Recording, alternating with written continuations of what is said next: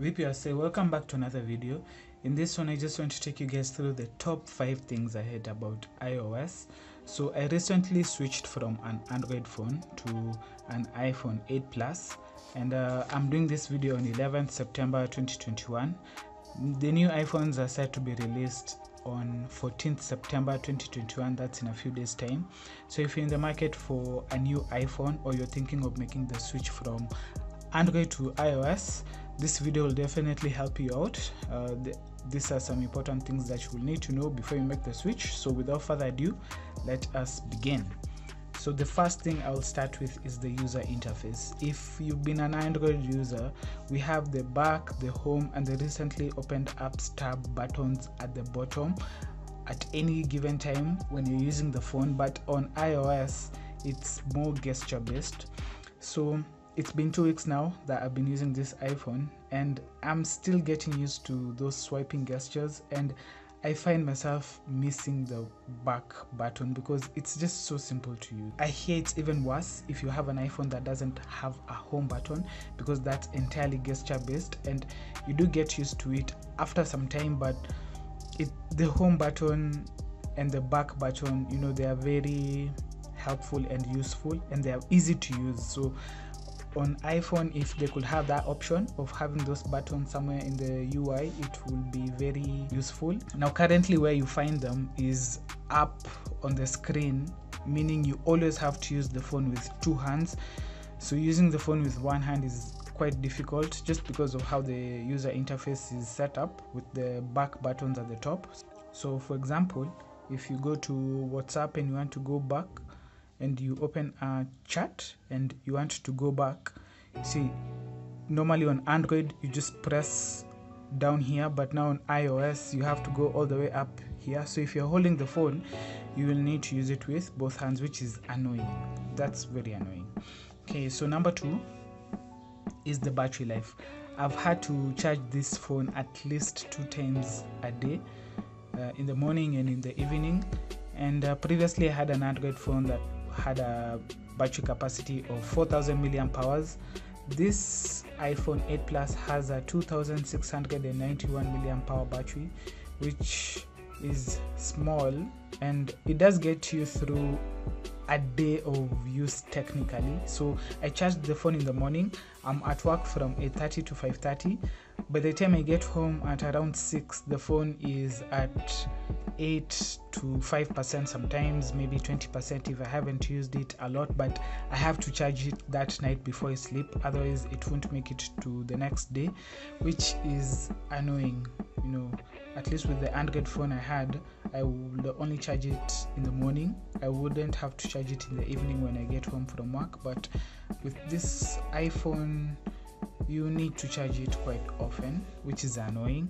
And I understand you can go to settings just to confirm your battery health. Maybe my battery health is the one that isn't the best, so let's just check it. If I go to, I think it's under general, and then you go to, still getting used to the settings, and you see again. So I can either go back like this, but if you don't remember how to use that one, now you have to press on top here, which is also annoying. So where's the battery? The battery is here.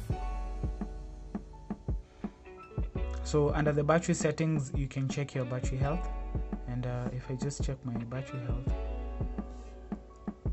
here, it's at 82%, which isn't the best. So maybe that is contributing to why I need to charge it 2 times a day. But you can just check the battery health of the iPhone you're using, and if it has an issue. But 82 isn't that bad. I hear once it gets below 80%, that's when you would ideally need to replace it.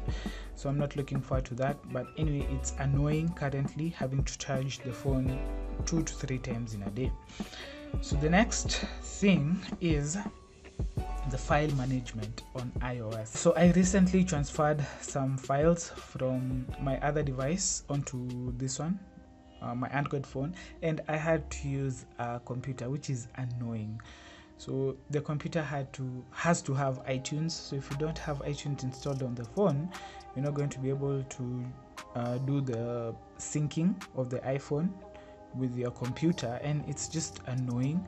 And what's even more annoying is the videos that I synced, I can only access them through this TV app, this Apple TV app. So they come under the home videos and the downloaded tabs, but there's no way for me to share from here. The only option I have is just to either delete or watch them. There's nothing else I can do. And if I go to the file manager app, here, if I go to my files, there's no way I can see those videos currently. So if I go to on my iPhone, they're not here. Here I just have other apps, and that's annoying. That is just so annoying. I turned off iCloud Drive because you get 5 GB free of storage, and then once that 5 GB is exhausted, you have to pay monthly. And the phone syncs everything with iCloud, so definitely that 5 GB will get filled very quickly if you turn it on. So I just turned it off because I don't want to back up everything, and that's also just something also that is annoying to me. So to transfer the music to the phone, you'll also need to use iTunes, which is also something that is so annoying. And yeah, the file management on iOS is something that can really get on your nerves, especially if you're moving from Android to iOS. So moving on to the next thing is the notification management. So the notification management on iOS sometimes is quite annoying also, especially if you've used an Android phone. So what iOS does, it groups each and every notification as one individual event. So let's say Mike sends you 3 messages. Each message is treated as if it's a separate message, and they come here all on the notification. So currently I've cleared all the messages, but they are grouped differently, which is annoying. Like the notification management on iOS, it's really lagging if you compare it to Android, and it's just something to keep in mind. You'll need to get used to it. You'll think you have so many notifications, but when you actually open the specific app, you find that it's coming from either one person sending multiple messages, and it's not grouping them, it's just treating them as individual notifications, which is slightly annoying. And Android is better for me personally. And the last thing that I really don't like about iOS is the alarm app. So if you go to the alarm app, let me just go to clock. So I have here the alarms, and on Android, if I wanted to change this for 15 alarm, it's just as simple as just long pressing here, and then you can easily do all the changes you want. Here you have to click edit, and then you see edit is all the way on top, which is another annoying thing. You have to use both hands if you're using the phone. And then now is when I can click on it and then edit it and then do all that stuff. And for somebody who sets multiple alarms in a day, this is so annoying for me. Like the alarm app on iOS, it's not enjoyable whatsoever if you compare it to the Android one. And yeah, that was just something that I really noticed because I use this app a lot. Maybe if you don't use the app a lot, it won't be an issue for you, but for me it was an issue. So I'm still using the iPhone. It's been 2 weeks now, and I'm still learning how to use the phone, and if I notice anything else, I'll do a new video. But for now, those are my top 5 things so far after switching from Android to iOS. And we've come to the end of the video. Thank you for watching. Please like and subscribe, and I will catch you guys in the next one. Thanks for watching. Bye for now.